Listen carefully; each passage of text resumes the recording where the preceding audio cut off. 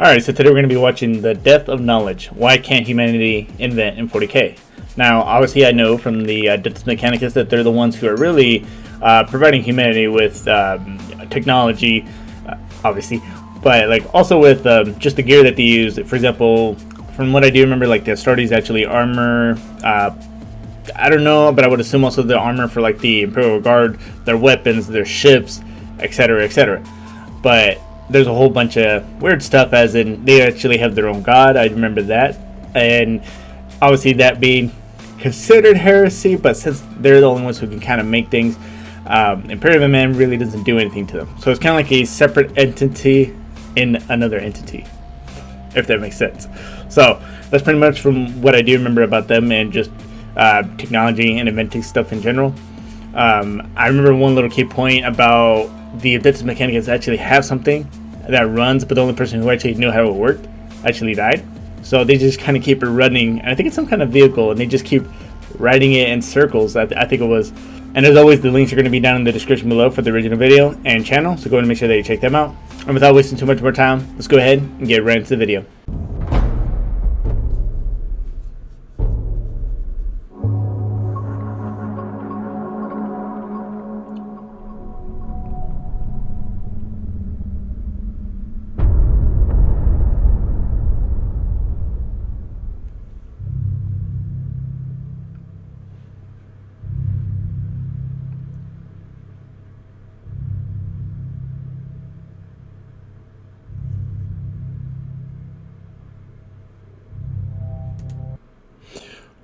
Alright, so the part right here where it says the universe is not like a puzzle box that you can take apart and put back together again to solve its secrets.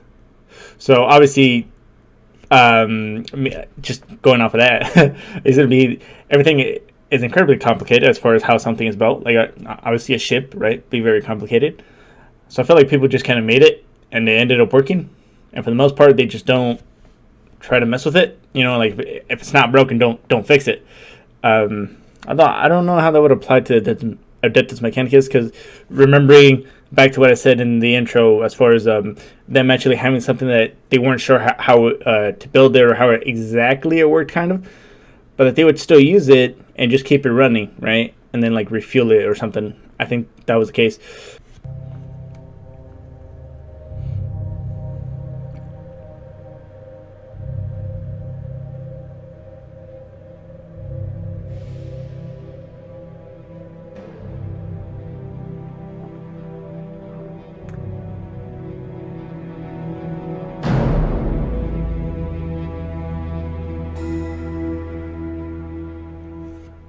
Now, an extremely regular talking point in people learning about the Imperium that I often see consists of either why doesn't the Imperium invent or research new technology. Of course, the classic, why doesn't the Imperium also just reverse engineer the technology they have? They should be able to do this because of blah blah blah blah blah.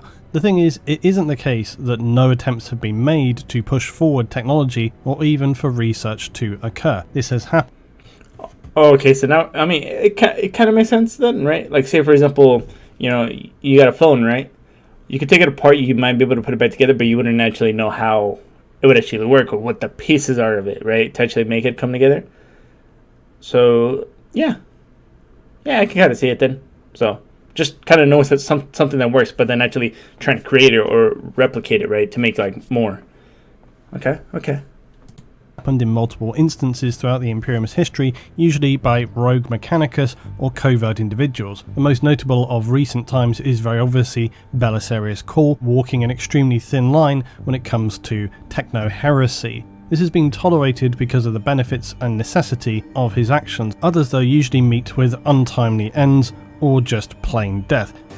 There's definitely questions to be asked when it comes to different technologies about where or when they were implemented. For example, there's curious questions to do with Krieg, and of course their production method for people there and how that happens, the birthing methods that we talked about recently. At what point did that come in? How did they have the knowledge to do that when other places do not, and so on and so on. So there's a lot of clouded, muddy water when it comes to where technology can originate from, whether it's present there on different worlds at different times. There's a lot of different aspects going on. many struggle to understand why it is that humanity in the dark future that is the galaxy-spanning empire of the Imperium of Man seems to actively work against itself to hamstring its own progression and future stability, or how it can be that they are unable to really progress in terms of learning and, as is often said, reverse engineer machines. Why doesn't Also, like, at what point would they actually get to the I would assume it would have been incredibly a lot longer, but like essentially, how long would it take them to get like to the Eldar's position, right, of technology?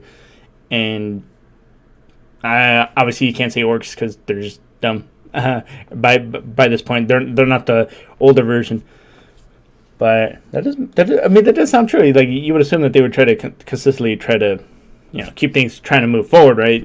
Make them be able to be more effective against enemies. But then again, in the beginning, how we kind of said the ignorance, right, of the actual Imperium event.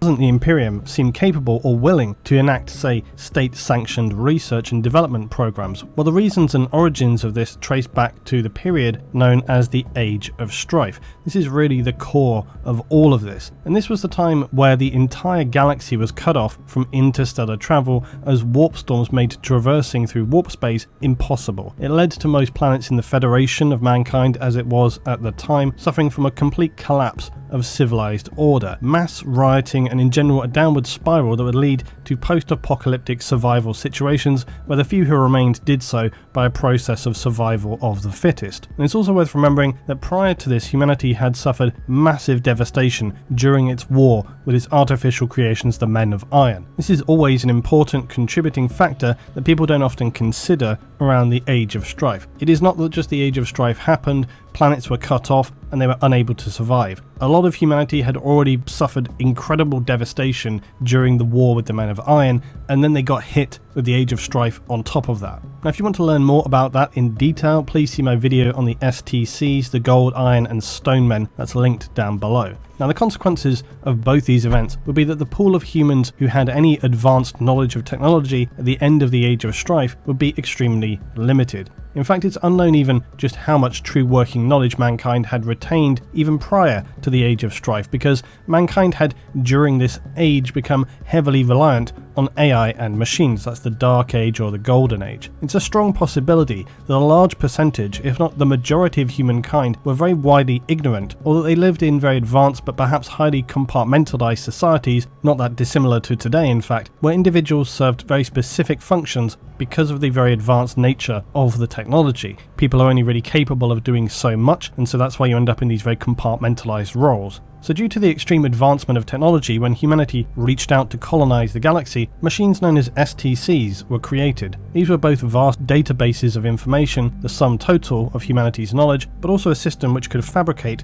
whatever colonists needed with minimal working knowledge of whatever they required. Now again, if you want to learn more about that, go watch my STC video, because it gets pretty complicated, and it's also, again, very blurry and vague. Now, the basic point here is that even prior to the cataclysm that was the Age of Strife, where warp storms and warp creature incursions through human proto-psychers ravaged the worlds of humanity all across the galaxy, humanity had already been crippled, as I say, in terms of its understanding of science and technology. Now, to just what degree, we cannot truly know, but it's certainly reasonable to assume that it was already diminished and then suffered even worse deterioration. Now, despite the Age of Strife, some worlds fared better than others. This would often be the case if planets existed in a system where nearby worlds which provided resources were able to. So as far as with the Age of Strife going on, them just not only saying that the fact that they had to go against the AI, which at first I kind of thought was just happening on Terra, but now it seems like the fact that they were also like going out, that it was possibly happening, or I would assume it's happening like on different planets as well. But then again, with all these warp storms also kind of going on, and I know that the warp can obviously affect things around. Like, for example, with Acadia being next to the Eye of Terror, is what makes their eyes violet, or is it purple? It changes the eye color, essentially, right? Now, could they also be a reason as to why maybe some of the planets are considered death planets? Because they were just, like, morphed? Or were they kind of always just death planets because they were shitty, essentially, right? But I feel like that could play a part of it, right, as to why they are. But then again, this is more just speculation on my end.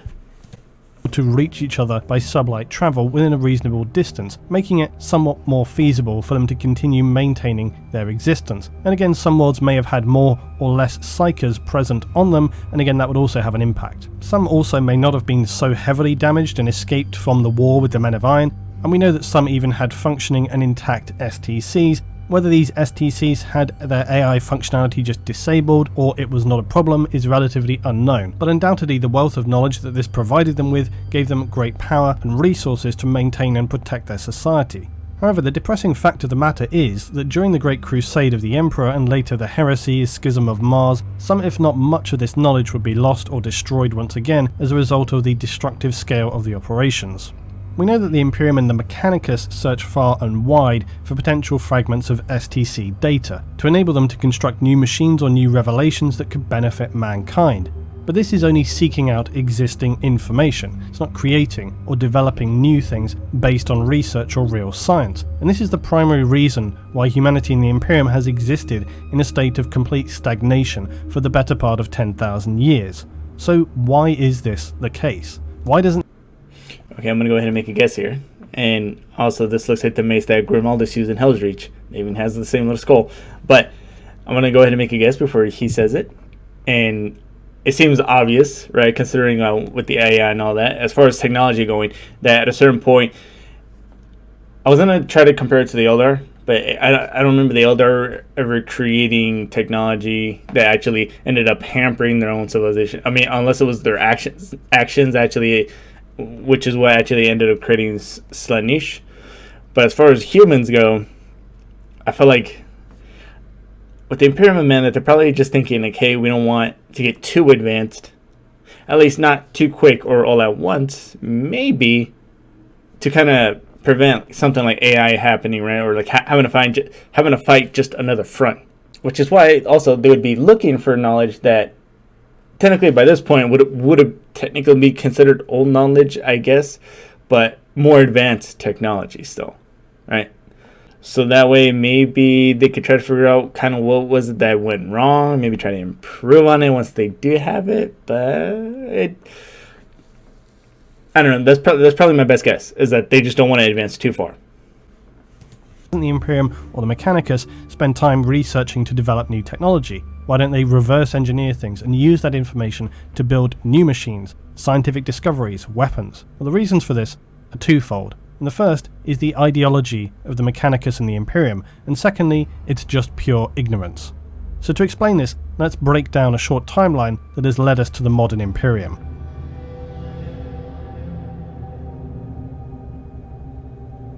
So during the Dark Age of technology, the Golden Age of man, the humans who built the first hive worlds on Mars were originally not part of any cult Mechanicus, Mechanicum, or any such organization. Mars, before the Age of Strife, had just been another human colony world, but it was one which had gradually become as powerful as humanity's homeworld through its production of technology. Also, real quick, I've been wondering how the Idolizing Mechanicus actually came to be. Was it just a accumulation of a whole bunch of scientists, inventors that actually came together while they were on Mars, and then somehow, some way, they started realizing that there were like these spirits, souls inside the actual machines or whatever that they were building, and then they kind of created that religion out of it, right? Because so far I haven't heard exactly how they actually came to be, but I'm going to assume scientists and inventors, kind of. It was also entirely separated as an individual society and had been terraformed by the advanced knowledge mankind possessed during this era. In fact, it was synonymous with technical expertise, research and scientific advancement. During the Age of Strife, Mars, like everywhere else, suffered from a complete collapse of civilized order, as was happening all across the galaxy. But on Mars, things deteriorated very quickly, as was the case everywhere, and the most common cause of this was initially lack of food, breakdown in systems, basic infrastructure, and again, mirroring millions of other worlds, factions would form who would then compete for resources and scavenged materials. Mars, though, had additional concerns, because their atmospheric radiation shielding had been damaged and/or lost. The planet would then suffer from severe solar radiation, which then killed or heavily damaged the DNA of large quantities of the population, as well as obliterating any remaining fertile ground and flora. The survivors were driven into the underground forges to escape the damaging effects of the radiation, which led to high importance being placed upon the expert technicians, and these would later come to be known as the tech priests of Mars, as the survivors devolved into the pseudo-religious worship of technology. And it's possible that due to the severe damage of the solar radiation, this was initially what caused them to begin replacing their body parts with mechanical, artificial alternatives. And that it was this original practical necessity that would later develop into the religious belief of the cult that the worth of a single man is only the sum of his knowledge. His body is simply an organic machine capable of preserving intellect. Given the situation that was facing the humans trying to cling on to their very survival, the origins of the cult of the machine seem very obvious. Of course, there was also the potential proximity to the entity known as the Void Dragon, but how much that was involved or what it means is very much unknown. And as we know, the faction that would ultimately emerge victorious from this time would become known as the Mechanicum. Now later, after the... Question answered. Alright, so it was essentially just another little faction. Or not little, but it was another faction that was kind of, when shit was going down, and they ended up winning, right? And also I was kind of assuming that when the whole solar radiation thing was coming into effect, I was thinking that, hey, more likely than not, they're going to be going underground, and it's probably why they're going to be turning more to altering themselves like in a more mechanical way, which turns out they did. So it's good to know. The events of the Horus Heresy would be divided and become the cult Mechanicus. As a side note, interestingly, on Mars, the Mechanicum had developed actually a democratic parliamentary system, unlike most others in the dark future, where more medieval systems had seemingly taken control of societies. However, the important thing for us to take away from this period is that humanity collectively had lost its most valuable commodity. Its collective knowledge had been absolutely obliterated.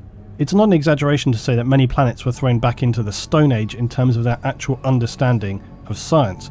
And other than the Emperor and some of his own scientists, as well as a few sparse human colonies who were themselves perhaps leftovers from the Dark Age of technology, and who, yes, was very civilized and seemingly had advanced technology, but without the men of iron and stone were not really able to push things forward. For example, we know that it seems likely that during the Golden Age, it was the AI creations of mankind who created other machines, other advanced machines, and the technical knowledge of just how to do such things could be well beyond the comprehension of even humans of the Golden Age. And So it seemed like, I mean, two things. So that little part he just said right now. So it seemed like, I don't think it was that maybe humans were getting lazy and that they were just having these AI robots create other robots. I think they just probably saw it as more efficient, right? And they kind of assumed that that would just kind of work out, but obviously it didn't. You know, there was that big revolt, and then obviously they started fighting.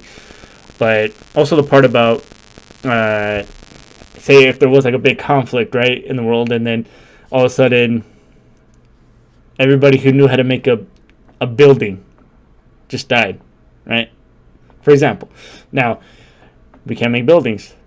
I mean, you know how one looks like, you know, kind of like maybe basics, like, hey, foundation, concrete, you got those little metal spokes rods that go inside of it, and that, I mean, that's pretty much what I would know. And then that's it. But you wouldn't really know how to actually build it. So now that little piece of fucking knowledge is gone, unless someone starts fucking around with some things, right, to try to create one. So now you have to start kind of not necessarily at ground zero, but you're having to do a lot to get back to where humanity was early at. Kind of, right? Same thing with the phone, right? Same example. Speculated before that this itself could be a contributing factor which led to the war with the men of iron and the downfall of mankind, that basically humans were seen as being subsidiary and unnecessary. And to a degree, this is not unlike how the Mechanicus actually view the majority of humans. Now, regardless, after the Age of Strife, other than the aforementioned, it was really only the Mechanicus who held anything that you might call a solid understanding of science and technology. One of the most well known to emerge from the Mechanicus is the complex figure of Belisarius Core. Now he is one of the few who believes in innovation and not simply maintaining or using existing STC designs to modify and reconfigure hardware. However, it is worth clarifying something that I can imagine would easily become a point of confusion or contradiction in regards to Core. Now within the Codex Mechanicus, it is stated that it was Call who is believed to have created the Astartes black carapace. This is the means by which Astartes are able to interact via bioplugs embedded in their flesh with all types of armour. However, this was recently clarified further in the novel The Great Work, which delves into the original creation process of the Astartes, and that it was other scientists, notably Amar Astarte and Ezekiel Sedane, who were truly the scientists who worked with the Emperor. In a sense, it is also Belisarius Call who was responsible, in that it was Sedane who was desperate to extend his life in the pursuit of knowledge, merging his consciousness with Call. Sedane now remains part of Call in his suppressed subconsciousness. It's a bit complicated and I'm getting dangerously off topic here, but anyway. The point is that the Mechanicus are largely speaking the only contingent of the Imperium who understand how to build and maintain advanced technology. Except that when we say build, this is more akin to constructing a Lego kit than actually knowing intricately each process or the actual science of why something is doing whatever it is. So this places us at a point where we should be asking, just how much does humanity generally know in the 41st millennium in terms of science or indeed just general education? This is a I feel like that little piece you said about the Legos kind of also said the same thing, as far as like you can put the pieces together and make something, but you don't know what the piece is made out of. Is it made out of plastic? Okay, how do you make plastic? I think I saw like a little DIY, or what was it? Like, you know, that one thing where they take ordinary things and they actually show the process of making it? How do you make plastic, right? Difficult question. Throughout the galaxy there are planets which are feudal, basically medieval levels of society that may be governed by orbiting platforms. There are worlds which are pre-industrial, post-industrial, and even, it's said, some 21st century levels of living. Although to be clear, I've never really seen that expressed or described anywhere very specifically, and it's difficult to imagine what shape that would take. That's probably a thought for expanding on another video. And then we Also, a quick question. How many planets... I wouldn't say how many planets in the entire universe, but like how many planets does the Imperium of Man technically have? You know, you hear a lot of planets, but I haven't heard a direct number.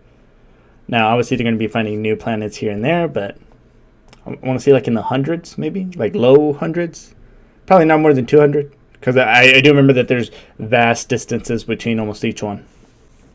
Have the other Imperial world types that we've covered before, you know, Garden, Fortress, Hive, Forge, and so on. Generally speaking though, it's the norm that your general citizenry have extremely basic levels of education. And again, this is probably along the lines of the 19th century here, so most Imperial citizens probably struggle to read or write anything complex, some maybe not at all, and for many, their day-to-day lives are just going to be too exhausting and not really require such things. There's most certainly no centralized education system or anything like this, and again, this could vary from world to world. However, it does reach into the fairly dystopian nature of the Imperium, and it has to be asked how intentional this is, or if it's just not a priority for them. Now, if you've ever read 1984 or maybe seen the movie, you'll know that one of the core themes is about suppressing citizens' ability to question the state, or really develop any thoughts for themselves by gradually erasing people's ability to use what we would consider language. Now in 1984, the citizenry used what's called Newspeak, as opposed to Old Speak. And Newspeak is essentially a state-sanctioned language designed to destroy the more creative, emotive, and free-thinking Old Speak language. It's to ensure that people are not thinking or able to voice any thoughts that would go against the state.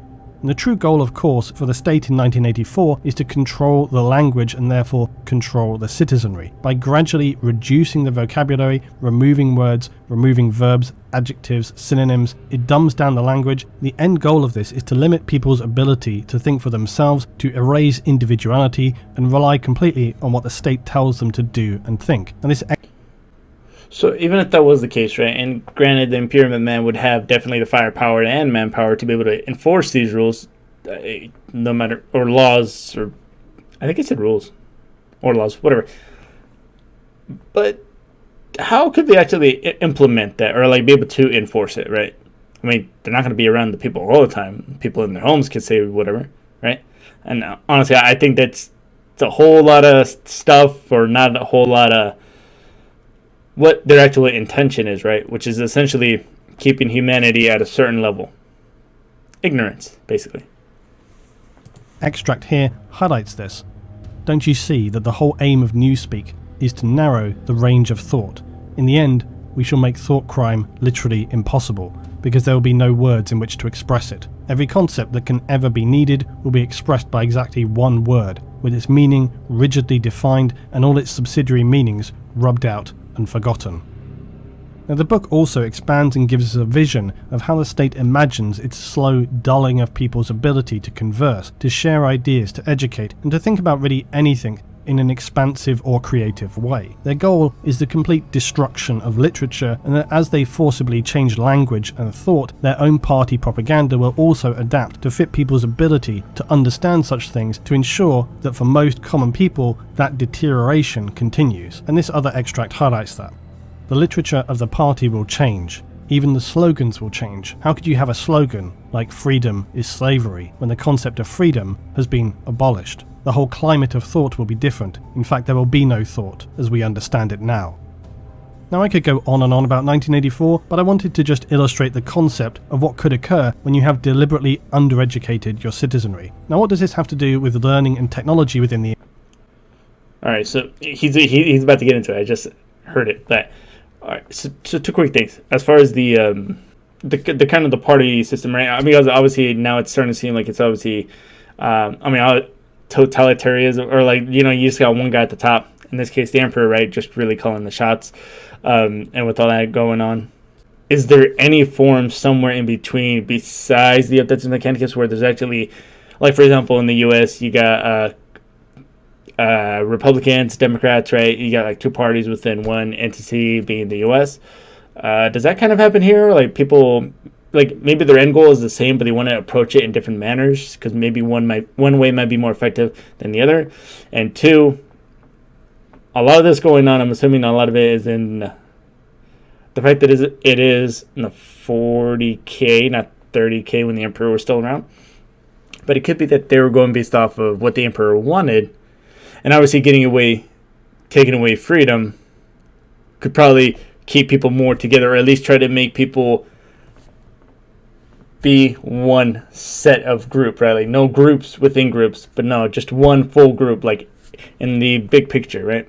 Obviously, eventually to try to take on the Chaos Gods. So it sounds like, I mean, obviously it sounds really fucked up and it's like a horrible thing, but do you think, if that is the case, that do the ends justify the means in that scenario? Because, Chaos Gods, as far as I know, you can't really kill them. And even if you did, they'd probably just come back, because I still remember that it has to deal with like emotions of humans, and that, was it Korn? I only remember Korn and Stagnation. That Stagnation was brought in by the Eldar, and Korn was brought in during the Dark Ages, right? The Imperium. Well, all the figures in 40k literature are seen as speaking English. If we were to literally hear the characters from 40k speaking their own languages, they would be completely incomprehensible to us. And this is an important point when it comes to, again, the issues surrounding technology and learning. Because if you cannot even understand the writing or language of those who created it, or any schematics that you may discover, it's going to be very, very hard to claw back that ancient knowledge. You see, in terms of STCs, while they were designed to enable humans of the time to understand how to build things and use the technology, this would have all been written and recorded in what is called High Gothic, and that's a language not spoken by the vast majority of Imperial citizens. The Imperium, generally speaking, has two core languages, Low Gothic and High Gothic.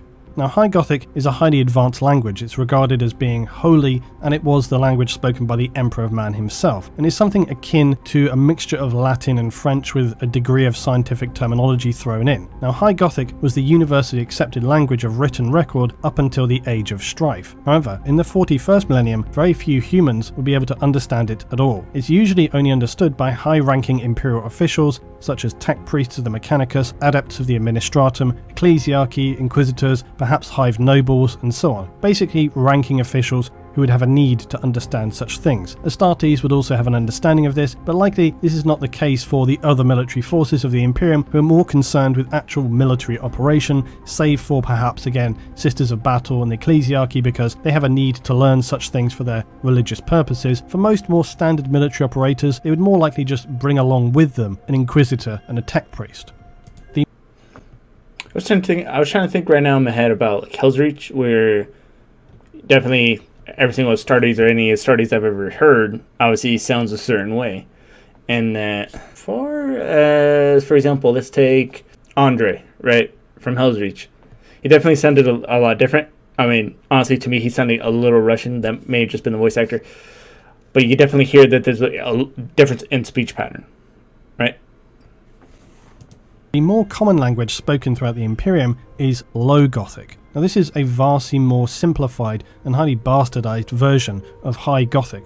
Unsurprisingly, this varies from system to system, so even within the Imperium, because there's no centralized kind of order in the Imperium, there's no truly universal version of Low Gothic. So some may have difficulty from region to region understanding such things. Elements of it will largely be understood, but specifics lost in translation. It will also usually have localized languages that have developed over millennia, originating out of the Age of Strife.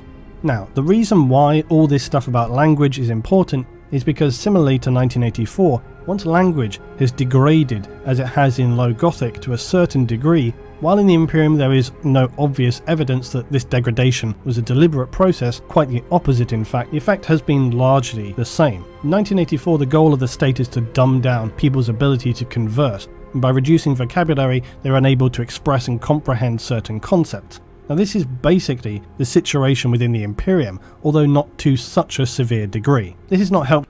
But I mean, is this the Emperor still doing this? Or is it like a group of people that think that this is what the Emperor would want?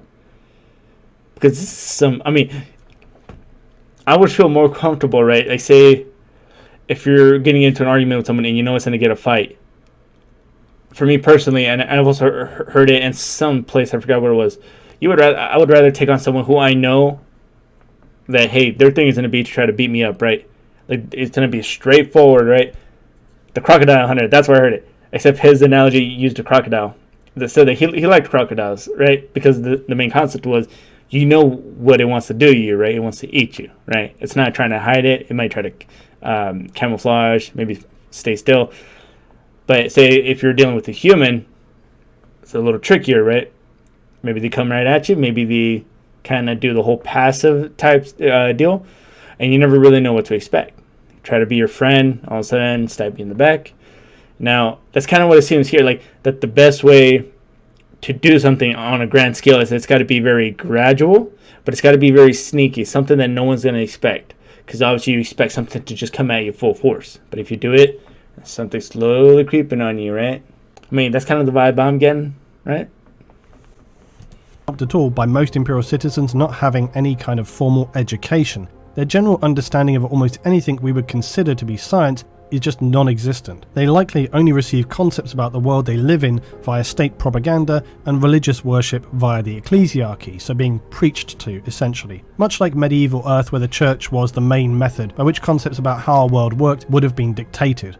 So if someone who spoke High Gothic wanted to explain to someone in the lower dialect how something like genetics or powering starship engines was achieved, it's not just a case of having to translate it. In fact, you probably couldn't translate it. And this is the problem, because the corresponding words would not exist within the lower dialect, and you can't translate something clearly if the words do not even exist there to be able to properly explain it. And this is an So then eventually you just bump into a wall and then you can't get past it, because it gets ingrained in you. And obviously it gets passed down from generation to generation. I will say it's a very smart way to do what they wanted to do or intended to do. But it just sounds so fucked up, man. Like, to me personally. only made worse by the complete lack of education, meaning if you were somehow able to get people to understand those words that you were translating for them, it would still be meaningless. And this is a really major problem in terms of expecting ordinary citizens to somehow be able to do anything that you would think of as research and so on. I mean, it's not impossible that on some world somewhere, maybe there's a hive noble or whatever who's really highly into researching old tech, but nobles are usually more concerned with things like murdering their own family members and ensuring that they maintain their comfortable lives. However, you could envisage something akin to, say, a Victor Frankenstein-like figure in a hive city. I guess that's possible. But for most citizens of the Imperium, their understanding of how to build and make things and technology would be like asking a child to build some very advanced piece of tech from scratch. They wouldn't even know how to find the basic materials, forget about the processes required, the assembly, the advanced coding, specific scientific processes required to activate and run it, on top of that how to power it. So in terms of your citizenry, it's just a non-starter in all respects. Alright, let's go ahead and talk about that for a minute. Just that last little part, because I feel like everything else pretty much was self-explanatory, something that you kind of expected was going to happen, like, hey, they didn't know how to actually build things, maybe Or actually, I was thinking also that maybe the Adeptus Mechanicus was kind of hoarding some of that knowledge, right? Because they know that the only way to be able to kind of do their own thing is that they got to have some kind of leverage, in a sense, right? As far as like for the Imperium of Man. But that last little part when he said about giving a child to build something complicated, but even knowing the exact material and what it is made out of, right? Especially if you're trying to make something from scratch. Again, going back to the Lego little concept that he mentioned earlier. Can you build stuff with this? Yeah. Okay. Do you know what the Lego is made out of? Plastic. How do you make plastic? Like what deep? I mean, I don't even know, but like what kind of like what are the elements, right, from like the periodic table are actually required to make this, right? Just knowing the very damn details. I mean, imagine a lot of inventions, as far as from what I know, took years and years and years to actually get the end product. And then one last little thing as far as to end this video. The part he made, he mentioned it very briefly, but that some of the Mechanicus actually go rogue. And that he also mentioned there was one, I don't remember the name, but that he actually is into innovating and wants to progress further. Now, I don't know if it's just considered like a taboo thing. It seemed like it was against the actual law, and you would actually face repercussions if you did try to do something of that nature. But like, just knowing a little more about him, and maybe seeing like maybe he's got stuff like in secret that he has improved, or maybe just new inventions completely. And as far as, I mean, yeah, because what if they make things that can actually help certain planets, right? Actually provide more food, provide more resources, just anything in general, right? Because then again, it would help the Imperium of Man in the grand picture, but also seeing what those rogues are actually doing, and like kind of like are they trying to build stuff to like fuck shit up? Like are they like the mad scientists, right? As far as like developing new things as well, are they actually helping people, right? And just kind of seeing what they're all about as well. And as far as I know, the only way the Imperium of Man is actually getting someone who isn't an Adeptus Mechanicus actually getting knowledge. It's probably your Tech Marine, Janessarian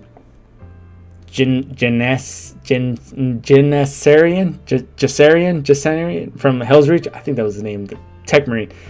I feel like that's the only way, as far as I know right now, that's the way that they're going to get some of the knowledge, or like at least get taught, right? To at least know how certain things work, or I don't know, just get taught some things. But in any case, though, that's going to go ahead and do it for this video. Don't forget to like, subscribe, it really does help me a lot. Hit that notification button so you get notified every time I do upload, or hit that dislike button if you didn't like it. And leave me a little comment, tell me what it was. Until then, I'll see you all in the next video. Bye.